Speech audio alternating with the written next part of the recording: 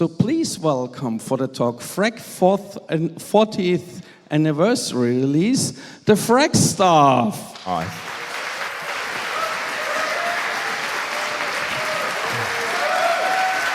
Thank you, guys. So,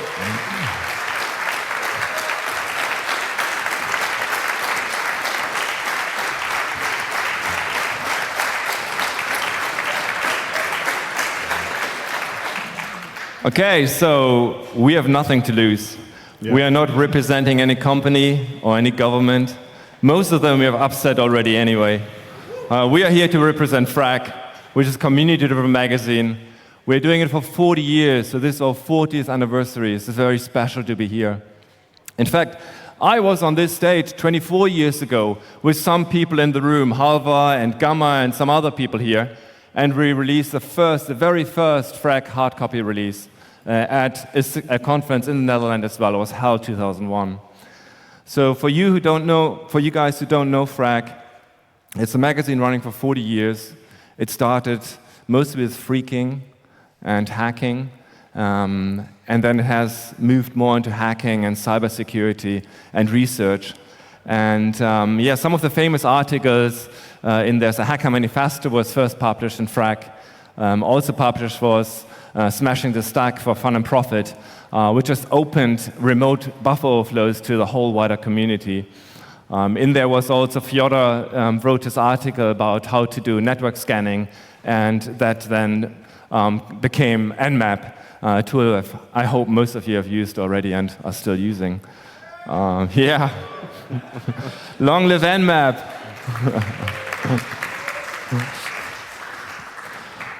Oh yeah, so, and also we had a GPS jamming article. I think it was the first published article on how to jam GPS signal. And while I'm doing these conferences for almost 30 years, the one thing I've learned is you don't show up with your laptop or the hacker conference. So we are doing this off paper. You guys learned our lesson. So in fact, Phrack has been running for 40 years, but there have only ever been 5 hard copy releases, including this one. So today, here we are releasing hard copy release, and this is very special for us because actually we're releasing this hard copy at 3 major conferences at the same time. That's why there's DEF CON and also Hope in New York next week. In addition to this, we're also releasing it at 8 or 9, maybe even 10. I spoke to a guy from Australia. We might be releasing there as well. And smaller conferences all around the globe. In fact, on 5 continents. So for us, this was a lot of work. We have 15,000 hard copies worldwide to be released.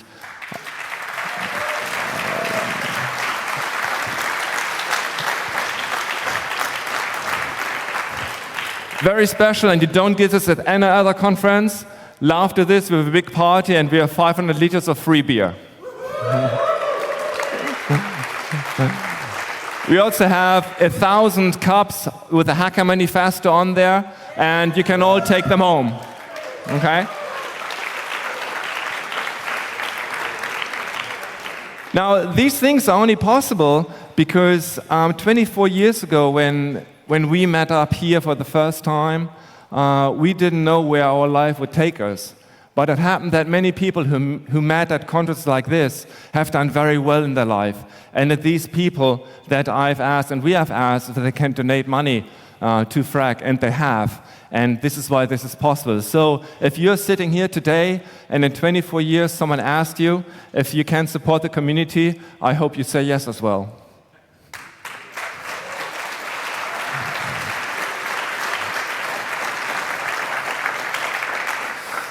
And I think this was humbling to see how the community came back together, how people supported us. Even today, we had people just helping us, carrying this 1.4 tons of hard copy around the camp and distributing to the villages and having them here. And afterwards, if you don't get one here, we have more at the Milliways party, which starts at 8:30.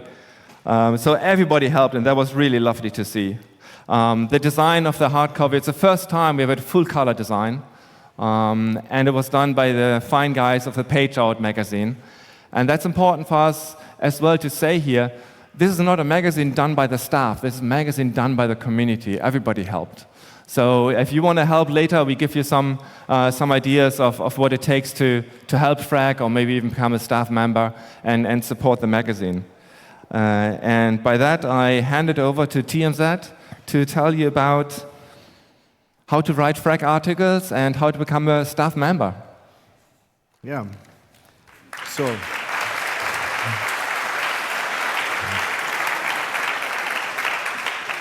a lot of questions that we receive from potential contributors is what kind of articles should they write, or how can they write for Phrack? We're always open to new submissions, not only during the cycle of the release. Obviously, any kind of a submission that you send is going to be considered. But we try to focus on a few things. We try to focus on unique content. Of course, it can be like a rework of some technique or some other thing that already exists, but with some uniqueness to it. So this also brings like a high quality content, I think, for the viewers, and I think this is important. So we don't just keep publishing like quantity. So we want more quality over quantity, let's say.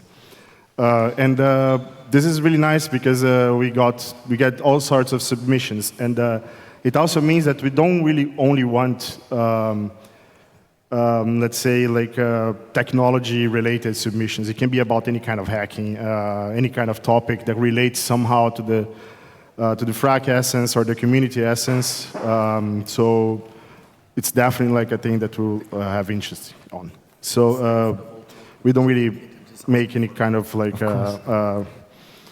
requirements to write about exclusive technology. We also have now, I was not here 25 years ago, but I am now, and apparently like everybody loves Discord nowadays, so we're also wrapping up a community on Discord.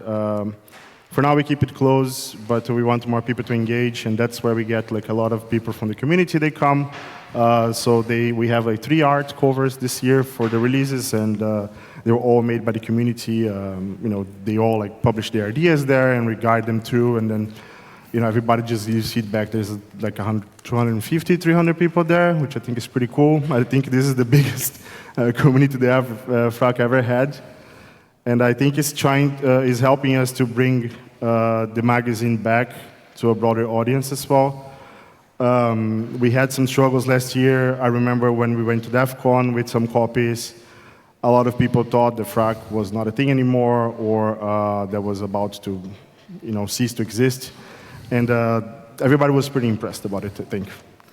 And what else? Let me take the thing here. Yeah. I also want to talk a little bit about what it takes to run Phrack from a current perspective. We learned a lot from the previous maintainers as well. We are always like including everybody that wants to participate in our decisions. And I think it's a lot of perfection around the content, which is also like... I think I'd like to come in there because something that just came to my mind. We haven't planned for this, but it's how the transition happened from the old Phrack stuff to the new stuff, and we didn't even think about that. Yeah, we didn't put it. So I just explained that a little bit. It was the old staff. They contacted me and some of the old staffers, including Mike Schiffman, and they said they can't do it anymore, and they had the feeling that the community doesn't really exist anymore. And most of us who have done Phrack before said, no, this cannot be true. As long as there's curiosity, and as long as we like to explore something, we can do a magazine. And he wanted to shut it down. He wanted to say, it's our last Phrack, and then let's just shut it down. And we said, no, not going to happen. We find a new editorial staff, and we just know it will happen. And so the new staff has done. This is their second release. They did 71 and 72. And so I think Phrack will go on forever because curiosity you can't kill. So we'll be there for a long time. I mean, this time we're being very modern and all like trendy and stuff. Like we have pipelines, we have like visual. We're trying to manage it as an actual nice project with like duties and proper organization. I think this is helping us to.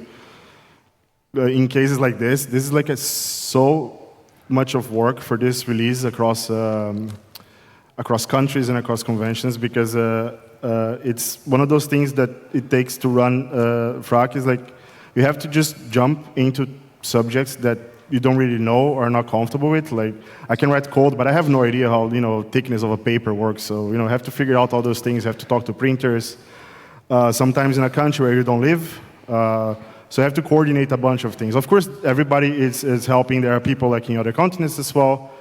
But at some point, you also have to jump in to cover for somebody and etc. So I think like all of this organization thing is something that is really, really hard. And some people like it, some people don't. So we try to find a way that everybody can assist. But I must say this was a very, very challenging endeavor this year for the 40th anniversary. And I'm really happy how it turns out. And I think you'll also see later. And as it says here, you see also we're going to release the electronic version very soon. So we're doing this. We always release the hard copy first at a conference first. And because we want people to come to these conferences and get the information first. And then the online release comes like 2 or 3 weeks later. Yeah. So we like that you get a bit of a 0 day. You can have access to it first. Yeah, as much as we can release in conferences, we will. And the format like this is nice because it also gives like people who are here before like the access before. So it becomes also like a thing that people talk about, and I think it creates engagement and more interest as well. So yeah, it takes a lot of weird logistics to run Phrack, especially for doing a release like this. Now there's something else here for you. Okay. This next section is very important to me. And it was when many of us were here 24 years ago. Hacking was a big term. Everybody was a hacker. Nobody was a hacker. You certainly couldn't write that you're a hacker on your CV. That still had a bad name to it. And no company would hire hackers. In fact, they would say proudly, we don't hire hackers. Yeah. Even that the company was founded by hackers, they would still say we don't hire hackers. But these days this has changed. And we really have 3 groups. We have the ransomware guys who are not hackers.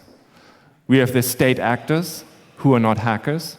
And there's like people like you and me who are curious, and we are the hackers. Right? Yeah, and so this is much clearer now, and it wasn't in the past. Hacking is like an art, and I mean it in a literal sense. We are curious about something, and we do these things, we explore these things, not for any financial interest, but just because we want to figure it out. And I like to compare it to a painter, an artist, not a decorator, but a painter who likes to create art. And he doesn't care if anybody looks at his art. He just likes to do it because it feels great to do it. And for me, that's what hacking is. I don't care if someone looks at it. I just love doing it. I love getting up in the morning and before breakfast, get to my computer and the ideas that I had at night, just figure them out and implementing them. So there's a famous saying that says, passion needs no audience. So what I'm saying to you is keep this passion running and explore these things and just figure it out. Earlier on the camp, at Alligator Camp, we sat around and some of us are very old and some of us are very young. And the question came up, what is the definition of a hacker? What is a hacker? What makes a hacker?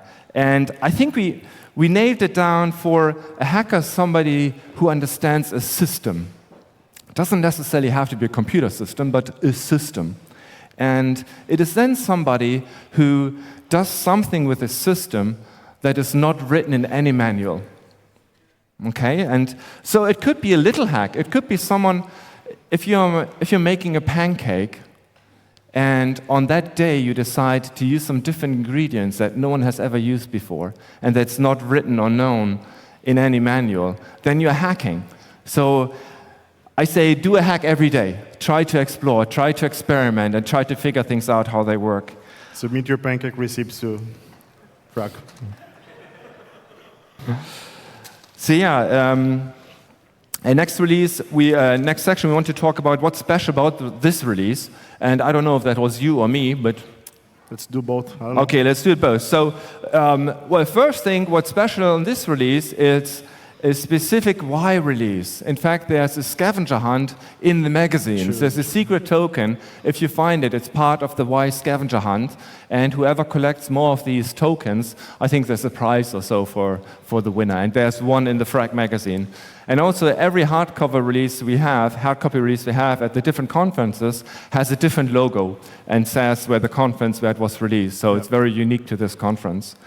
Then also for the first time, we have a CTF done by Chompy in this magazine. But we were clever about this. There's a QR code, but you guys only get 1/2 of the QR code. The other half, you have to find a friend who went to DEF CON and picked up the hard copy release there. This is not going to be online later, so it's just the magazine. So we want to encourage you guys to work together with other people. This is one of the secrets how most hacking communities, how most hacking groups went big, because they worked together and they shared. And so do this, share the stuff. And then also for the first time in there, we have a puzzle and challenge. It's on page 40, not on 41. It looks very similar, but it's page 40. We promise. And it's done by Jin. And it's not a CTF. CTF is very technical and a lot of red teaming knowledge involved. The puzzle is more general knowledge. There are some activities in there that you have to do on the live internet. Perhaps you have to send some packets somewhere or log into some system, legally of course. And things will happen when you do this. You need some historical knowledge as well. So if you're into puzzles and things like that, try to solve that. And the winning prize for this is that we are going to make the hard copy release available for order online, but only if one of you has solved the puzzle. Yeah. So the community will benefit from you guys solving the puzzle. Though. Yeah.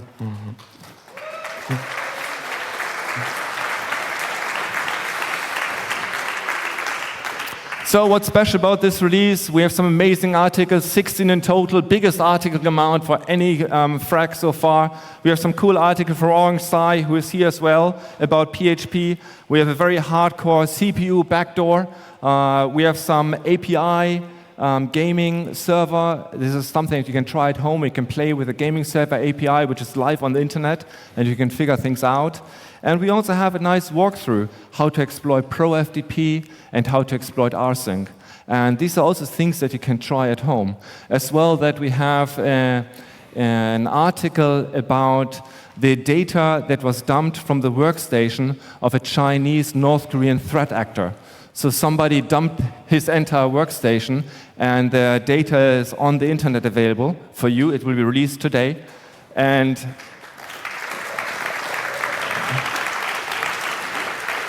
so all his tools that these guys were using to attack other states, they attacked Taiwan, they attacked South Korea, they are still in there. His passwords that he used for his VPS infrastructure, they were still working this morning when I checked. So be fast, huh?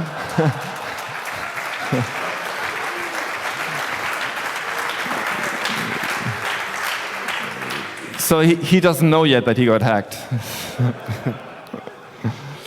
And I think we're doing the handout now, so you get a feel for the magazine. It's a full color stuff. We need some volunteers, maybe 5 of you or so. So move up and grab a bag there, and then we distribute them and we hand them out. You can pass them around the people, because otherwise everybody is in the corner. So. Yeah. And be aware you might be on camera. If you're not happy with that. Yeah, thanks everybody. This is, by the community, for the community. So give them a hand, please.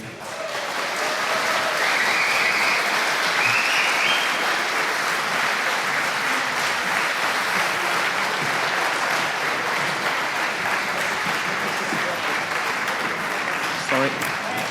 So while they're distributing the magazine, and you can see if you can already spot the white token in there. And if you spot it for the first time, please shout out, and we see how long it takes to find it. We also plan to, there is a profile on Gera on this magazine issue, and we're going to be releasing different profiles with more prominent names for the past 40 years as well. Did you like it? I could do that all day long. Yeah.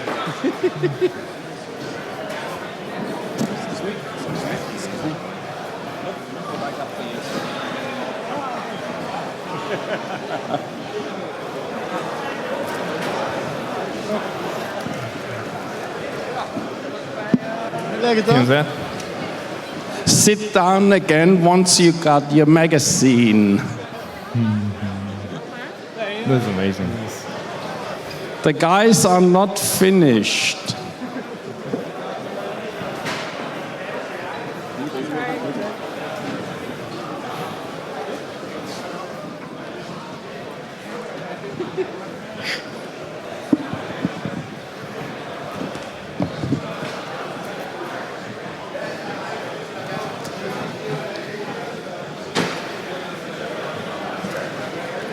Go on.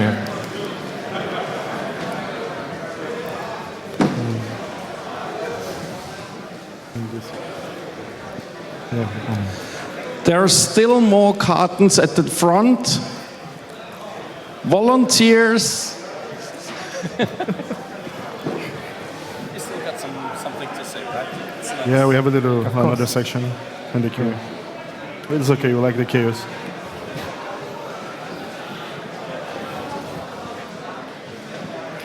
Everyone's happy. Everyone has a copy to share with a friend from DEF CON.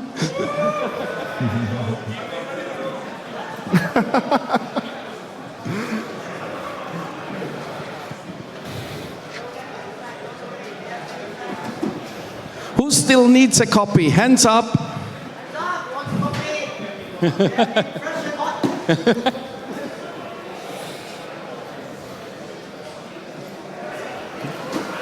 There's a few more boxes there.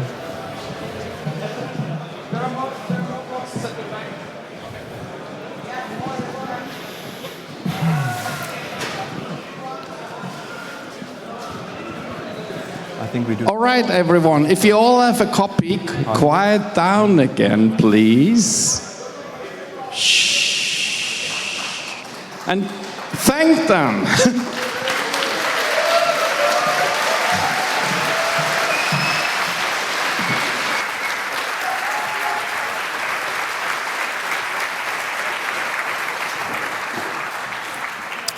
Okay, so in a minute we are going to have a question and answer, and we like to know from you guys where you like to see Phrack to be going, which direction should we be heading. But we come to that later. Before that, I like to explain a little bit about the party that we are hosting. I already revealed that we have 500 liters of free beer and the free Phrack cup, but as well we are doing a phony awards ceremony. Yeah. So we have some different categories, like the best malware of last year, or the greatest security blunder of last year. And we are nominating people, famous people, who unfortunately not here, some government people as well, for the award. And the winner of the award will be trolled by us to pay for the next hard copy release. And you have to vote by shouting. Yes, it's voting by shouting. So whoever votes loudest, shouts loudest, wins the award. As well, we have a physical challenge where we like to have 3 people, and the person who can, for the longest, hold a full box of Phracks above the head can keep the box.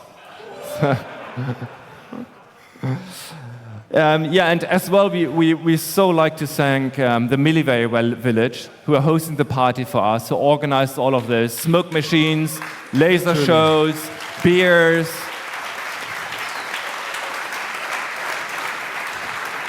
And the amazing Y staff, and as well as Robert, who helped us so much with the printing issues and Thank you, Robert, getting it all organized you are. here.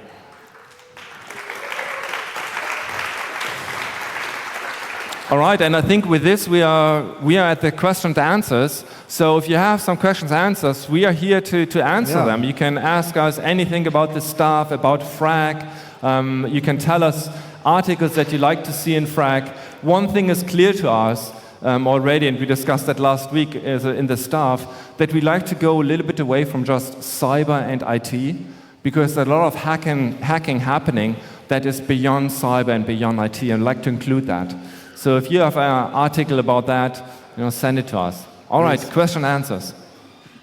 If you have questions, answers, comments, do you take comments as well? Comments? Of course. As well? Yeah, sure. Come up to the microphone. You are not on camera, but please step up, thank them, ask them. Pupe, thank you. Hi. You have often very beautiful ASCII art parts, and from well-known ASCII artists. Are they coming from their side, or did you ask them, could you make some fine ASCII chit? It's both, actually. A lot of people, they come to us in our community server, or just like by email, or somebody knows somebody that reach out to us. But we also sometimes we feel like we need a bit more, and then we proactively reach out to the community as well. But a lot of them, they just came to us organically, which is awesome because they're very good artists. The one on the cup, for example. Yeah, come on, it's so good, yeah. So, all of these, usually they are organic. They just come to us, which is we're very thankful for. But we do sometimes reach out and ask somebody that we know to do something special for us, for a specific area of the magazine. And this time was a bit different also. We work with the paged out people. You can see that this magazine is not, traditional ASCII style, but we try to incorporate as much as we could as well, with some more artistic and modern visuals as well, including the color, of course, which is really, really nice. Yeah, and we are trying to make this easier to read online as well, so all our future e-zines will have syntax highlighting and markdown, so they don't look like pure ASCII. The pure ASCII is still available if you wanted to, but the default will be nice syntax highlighting. Makes it easy to read, it's a nicety that I guess we should adopt, I would say. Why not? Okay, who found the Y token yet? All right, excellent. Don't tell the others. All right, more questions, please. Come on, we are here. I think they're all busy solving the puzzles. Yeah, don't ask us any question about the puzzle. Yeah, don't ask about the puzzle. Come, don't be shy. So, very nice people up here on stage. They will answer almost any question regarding Phrack. Yeah. Yeah. Please show up to the Milliways party later, get a sticker as well. And if you're shy now, you can talk to us later as well. Yeah, join us at the Milliway party. Oh yeah, question, please. Come up to the microphone, please, if you don't mind. Here, in front, up to the front. Here. Don't run. Accidents happen when people run slowly. Firstly, thank you very much for running such a great institution for 40 years. Like half the hall here is not even 40 years old. So I would like to ask you something. Where can, how do I say this? How do you keep maintaining these very high standards such that Phrack is still a legendary journal, basically? It beats any academic journal I've read, I'll tell you that. Well, we don't do much. It's the community who sends articles. It's true. So they are the experts. We just format it into the right format, and we might help them a little bit rephrasing things. But mostly it's great because the community has great skills and submits us great articles. I think we're very fortunate to receive a very good amount of high-quality submissions. And of course, we do some curation. We work with the authors as well on testing code and also editing, clarity editing, and etc. So it's more accessible to a broader audience. But I think we are just very fortunate to receive high-quality submissions, which is really, really nice. I think it's worth to mention that about 2/3 of all articles that we get are unfortunately rejects. They're not good enough. True. So one thing we focus on is quality over quantity. And we said that it's one of the things, 2 weeks before the deadline, I think we only had 5 articles. Yep. It was not many. And we decided it doesn't matter. As long as these are high-quality articles, we'll still release the magazine. And then, of course, on the last day of the deadline, everybody submitted. Lots of submission right at the end, yeah. We were very surprised because we were even a bit kind of worried because it was in our eyes, a very special edition. But fortunately, in the last few weeks, got an immense amount of submissions. Yeah, sometimes these are stressful times that we can share with you because at that point, when the deadline arrives, we would have done already all our fundraising and would have sign contracts with the printers. And so, yeah, it gets a desperate feeling to get the articles in. Sure. But yeah, it always works out in the end. Yeah. And also, one way is that if we know somebody from a specific field and we know the work of this person, we try to encourage them to write for Phrack as well. If we think this person has very nice ideas and topics to share, and more often than not, this turns out to become like an actual article that we publish. Yes, nice. Often, or sometimes we get articles that are not written in the English is just not good enough, Yeah. or it's very hard to understand. But do not be afraid. Submit, because we invest. If we think it's a good article and we think the content, the idea is there, we spend a lot of time to curate these articles and make them sound and understandable very easily. We ask the community for help. We are not experts with every topic, right? So sometimes we rely on the community to help us reviewing an article and curating an article to make it perfect. So perfection is one of the things that Phrack is really proud of. We would like to make this article perfect. But if you submit them and they're not perfect, don't worry. We work with you to make them perfect. Mm-hmm. Thank you very much. Have a nice day. And here's to another 40 years of Phrack. Yeah.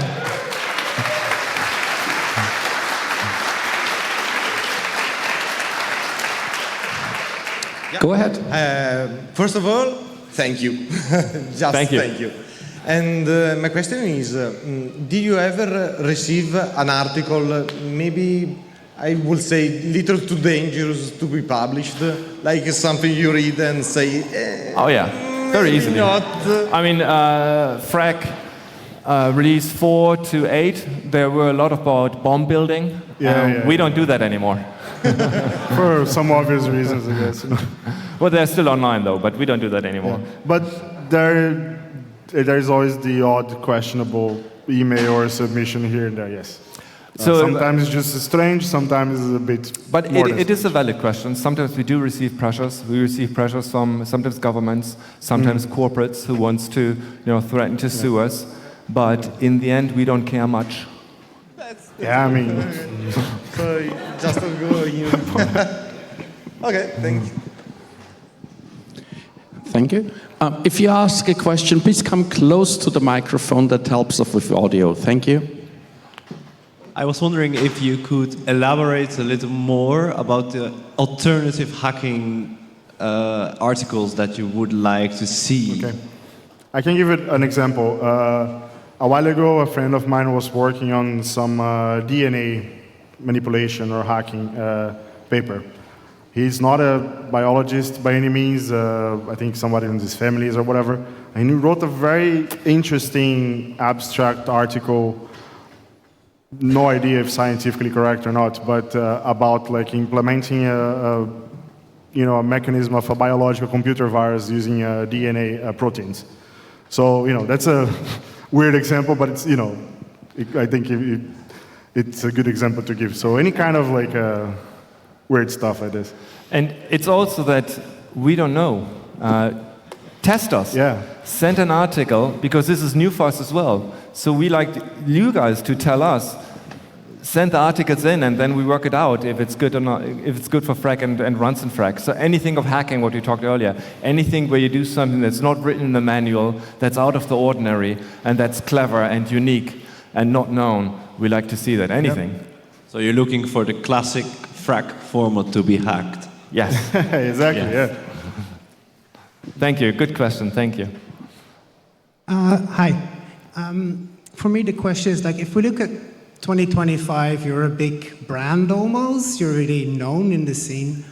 How would you compare this to, say, like 24 years ago or longer, and how the difference of submission was? How big was the community then compared to now for where your submission comes from? So the entire industry was much smaller 24 years ago. IT security or cybersecurity, how it's called now, was in its infancy. And so this has grown together. The community has grown, but the industry has grown as well, and so have the criminals have grown. Back then, I don't remember many criminals. I mean, we were all curious kids. virus writers and hacking stuff. left, right, and center. And but it was not really a crime. No, we never destroyed things. We never defaced things. We never did any kind of things. We never did ransomware. But these days, unfortunately, criminals have entered the community and they are abusing our tools and our techniques to make money. So that has changed. Yeah.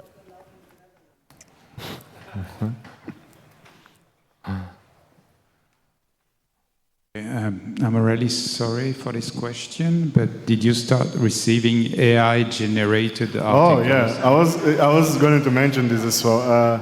Well, we do. Before we come to that question, any art that you see in the hard copy was all done by real artists from the community. Not even by Phrack Staff, okay? This is real art. So,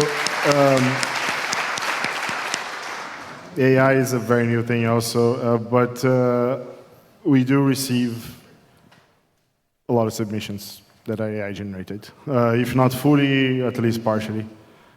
And AI is a tool we can assist you to, produce some sort of work that is high quality, of course. But there is a difference when the AI is writing for you and doing the work for you. And it's a bit sad. I mean, some of them have interesting topics, but it's very obvious that it was written by AI. Sometimes they even copy and paste the prompt and thing, like it's just there. Yeah. We also get a lot of these in TMP out as well. So yeah, the first filter nowadays is AI filter. We're just like, yeah, okay, it's AI, so I'm sorry. More questions. Come on, people. These were very awesome questions so far. I love it. Pretty good stuff. Smart audience, please. Could you please zoom in? Smaller, sorry, closer to the mic. Oh, sorry. Could you please zoom in into the submission process? Like, how does that look, and the editing, and how much time typically is like that? So that's a long talk. Yeah, it's difficult because it's also like an ongoing, evolving process for us. We're learning every year. We are like finding like where we should like do things differently or like adjust. But so the entry point is obviously the submission email. All the information I usually published in the CFP, in the homepage, and etc. So you can follow the instructions. Very simple. Send an email, put the anti-spam keyword in the subject. That's pretty much it. After this, it goes to a pipeline. We have like version control now. We're using version control to like move things around. So we do the first triage, and then we check if the article is more like a line noise, if it's like a main line. Some people, they say, I want it to be line noise, etc. So, all those things. So, in fact, on this part, we have a voting system. Yeah. And if it's 3 thumbs up without a single thumb down, then it's good enough for mainline. Yeah. Unless the author says that doesn't want it or whatever. Sometimes they would write specifically for line noise. And after this, the author receives notification that the article is approved, and it's going to be assigned for somebody either from the community, some volunteer, or the staff member to help with the editing process. So. And on that note as well, we have a private Discord channel. Yes. Currently, we have 250 people on there. 250, and obviously, staff is only a handful of people, but there are 250 people from the community on there. And everybody's welcome on this Discord channel, but we are not making public because we don't want to have it flooded by, it's nowadays bots and stuff. Thing, But if you know anyone from the community and you want to join us, just ask for the server. He will share it with you and join the Discord channel. And people, they come and they say, hey, I'm good at this, or I have hardware access to the hardware XYZ. I can help test like this submission for some very niche system or whatever. So we see what the article is about, and it's going to be assigned either for like somebody just for general editing, so clarity editing, make sure that the code works usually, so normal language editing, etc. And after this, when we have a hard copy, we also make a shorter version of the article because some of them are very big and we cannot print all of it, otherwise it's going to be like a huge waste of paper. A lot of waste of paper, but it's going to be more than 1.5 tons for sure. So logistics exponentially harder. And author is also notified. And in the whole process, the author is like, it's also in touch with somebody. So I can use Orange as an example maybe. So we're talking about it back and forth, doing a bunch of revisions, and then, yeah, communication very frequent. And, at some point you agree what's the final version, edit for like any mistakes and etc. Author is notified. And then we move this to a pipeline where we have all the other automation that we run to either publish to the website or in case of hard copy, either runs to whatever is generating the actual magazine. So it could be anybody. So in this case, it was paged out people. Yeah, so that's the high-level overview of it. All right, to give people some time to queue up, I have one more question for you. You mentioned the high standards to publicate something that you apply to things. What would you say to a young person that has some very interesting content but is now intimidated by the high standards that young people often think can't reach? What would your words be to those We had people? an example of this a couple months ago when we were in Offensive Con. Had a friend that he wanted to write, but he was like scared. So we talked to him, and he did submit, and he's in a magazine. So I don't think that. So the high standards, you only know if you try, and also your submission in the original draft form does not mean that it needs to be perfect. It can evolve with the editors as well into the level that both parties will think that is the high standard. So it's an individual assessment, I think. Each topic will have different kind of things, each writing style or the way that you want to present your idea or your thoughts. So it's not, there's no specific answer to this. I think it depends on the case. So the short answer is just submit, and then we take from there. We go from there. And that's it. Submit. So there are really two things. First, you're much better than you think you are. Yeah. Because you are working in a very focused topic. Exactly. And that most people don't work in with a concentration and passion that only you have. So you are much better than you realize you are. And second is, not every article has to be a super technical article. In fact, shouldn't be, because we try to publish articles which are more accessible, less specialized, that everybody can try at home and can play around with. So if you have one of those articles, submit it. We would love it. Yep. Yeah. The short answer is this. Just go ahead and send us the paper.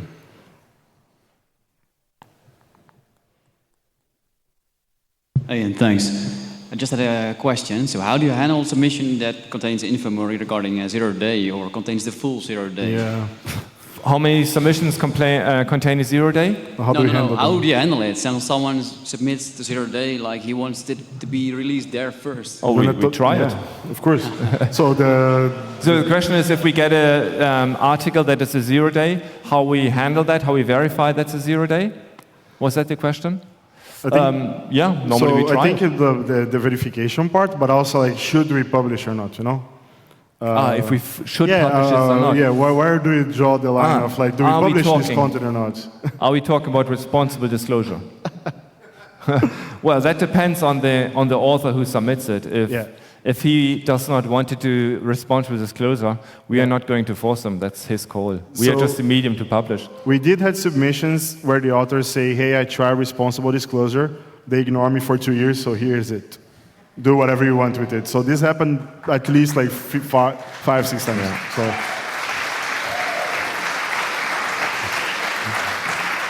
They did try responsible disclosure, so we might too, I think one of the staff members said it very nicely. He said, we like responsible disclosure, but we also like much more transparency. Yeah, come on. Right? So, but yeah, of course, there are going to be cases, all of those are like, we usually take an extra look at this, of course. But yeah, something like this. We do have time for 1 or 2 more questions. Anyone? Come on. Be curious. I think we should have handed out the magazines later because everyone is just. Yeah. I see half of the heads down in the magazine, thinking hard. Well, It's okay. if there are no more questions, are there more questions? Not for me. Not okay. If there are no more questions, then I hope that you see you all at the party, and Just there we'll be for some- around, and you can ask us more questions there. Reach out to us. Keep hacking.